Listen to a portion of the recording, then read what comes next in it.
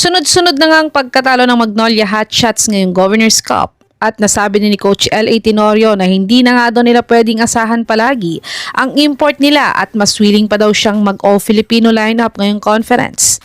At para pa ngang nauulit lang ang nangyari sa kanila last conference. Pero pinatagal pa nga nila ng 3-game losing streak bago nila ipinalit si Clint Chapman na nagdala sa kanila sa PBA playoffs. Kaya't narito nga ang mga top imports na maaaring ipalit ng Magnolia kay KJ Buffens. Top 5, Glenn Robinson III. Si Robinson nga ay former slam dunk contest champion sa NBA. At siya din ay naging former import na din ng Magnolia Hotshots sa PBA 49th Governor's Cup. Yun nga lang, hindi nga siya fit sa sistema ni Coach Chito Victolero dati kaya panalatan din siya agad. Pero sa bagong ang sistema ng Magnolia kay Coach LA ay baka maging fit na nga siya dito. Uma-average si Robinson ng 24.2 points, 11 rebounds, 2.6 assists, 43% 3-point shooter at 75% free throw shooter sa kanyang PBA 49th Governor's Cup. Panoorin natin ang maikling highlights ni Glenn Robinson III sa kanyang naging maikling PBA stint para sa Magnolia last PBA season.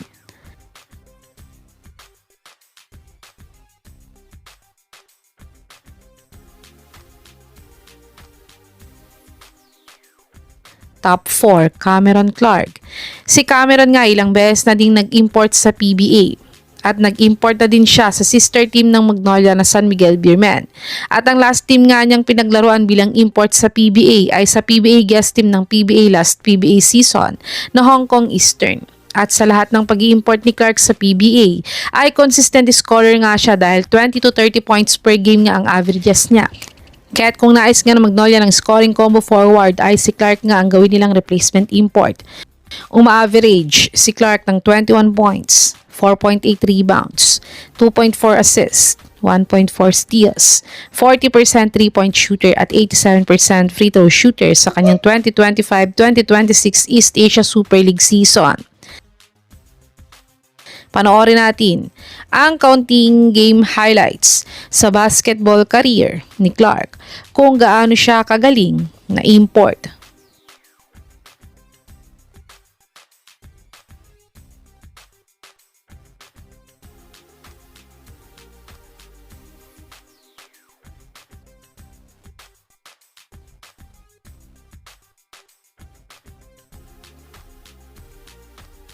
Top 3, Jay Crowder.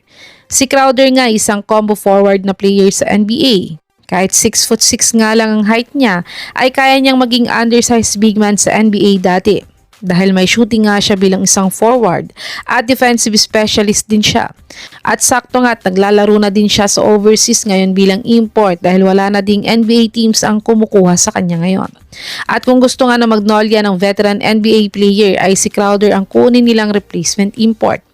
Uma-average si Crowder ng 14.3 points, 6.6 rebounds, 3.1 assists, 1.5 steals, 0.7 blocks, 33% 3-point shooter at 68% free throw shooter sa kanyang 2025-2026 Puerto Rico BSN season.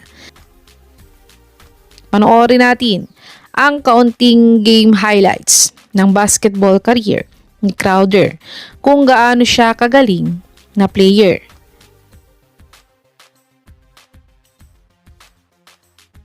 Top 2, Kenneth Lofton Jr.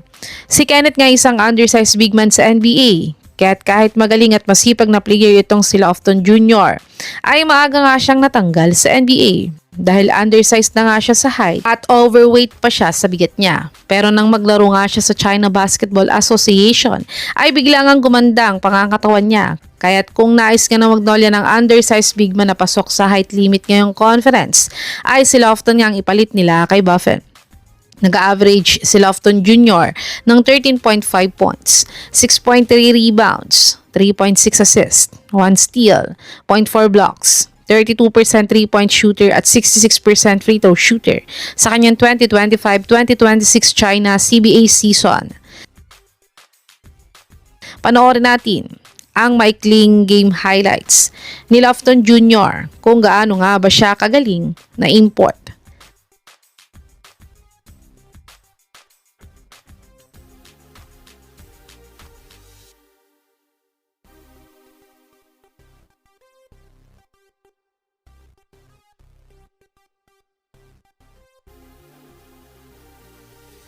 Top 1, Tyler Bay.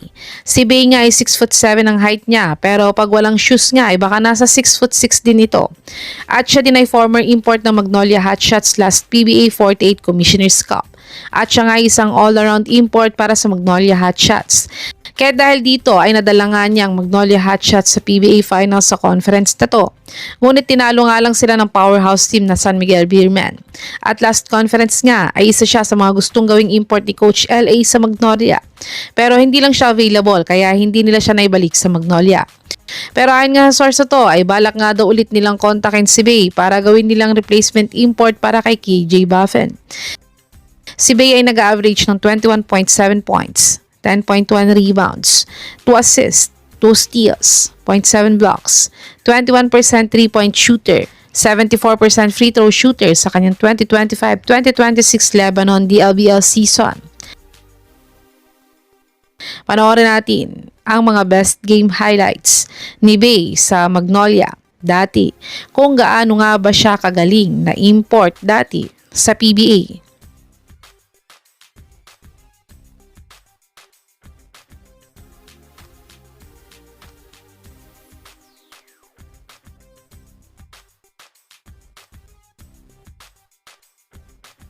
Ito, ang mga top imports na maaaring ipalit ng Magnolia Hotshots kay KJ Buffens ngayong conference. Sa tingin nyo mga kababos, sino sa mga imports na to ang dapat nilang kunin? I-comment nyo na po yan sa baba.